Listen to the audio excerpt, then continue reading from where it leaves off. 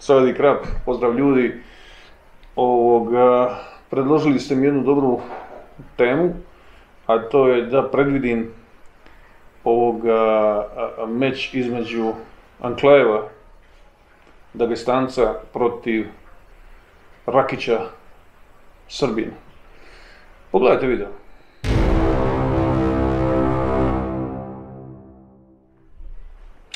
Pa evo, nakon što ste me dobro oprali, imali ste pravo, stvarno prethodni video je bio bez veze i meni isto.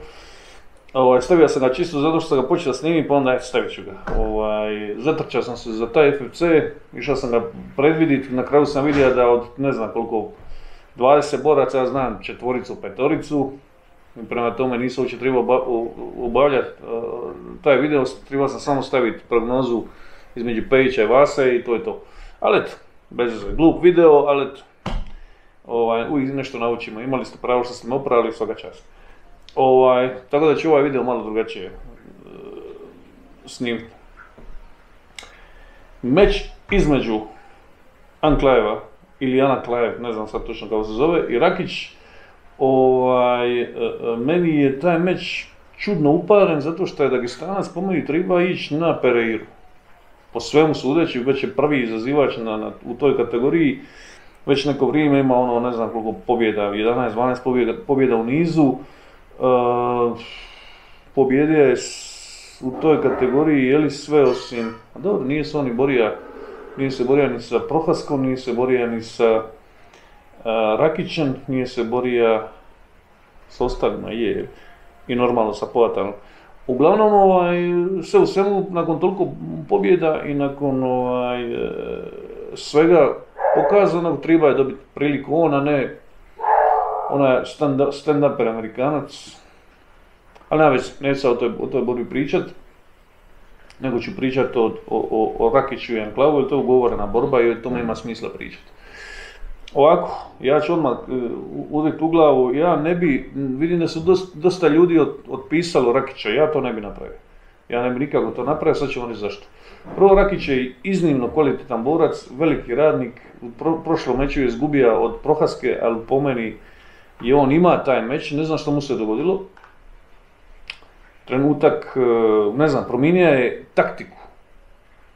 U prvoj rundi ima vrhunsku taktiku, lomija ovoga low kickovima, kaf kickovima, ubija mu je kretanje, ovaj je počeo srljati, mogao ga je, stvarno ga je trebao pobijediti, ja sam vjerovao da će ga pobijediti.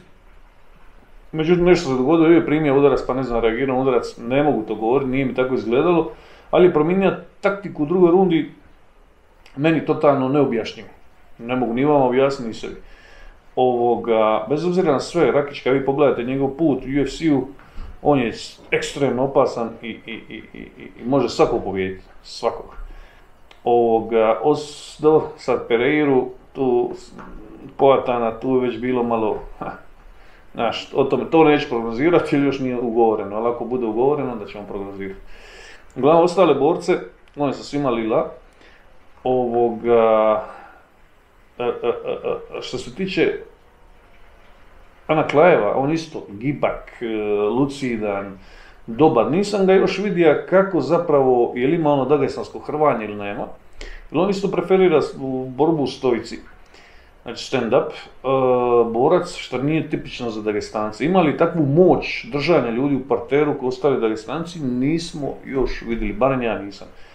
U ovom meču on će se ići najvjerojatnije u stand-up borbu sa Rakićem, a tu Rakić po meni ima prednost. Po meni je Rakić tu silovitiji i di mu je oružje najveće. Najveća Rakićevo oružje su ti calf kickovi i low kickovi, znači on može neutralizirati ovoga, a ovo vidjeli smo u prijašnjim mečevima, bar sam ja vidio, da ne trpi baš udarce po nogama.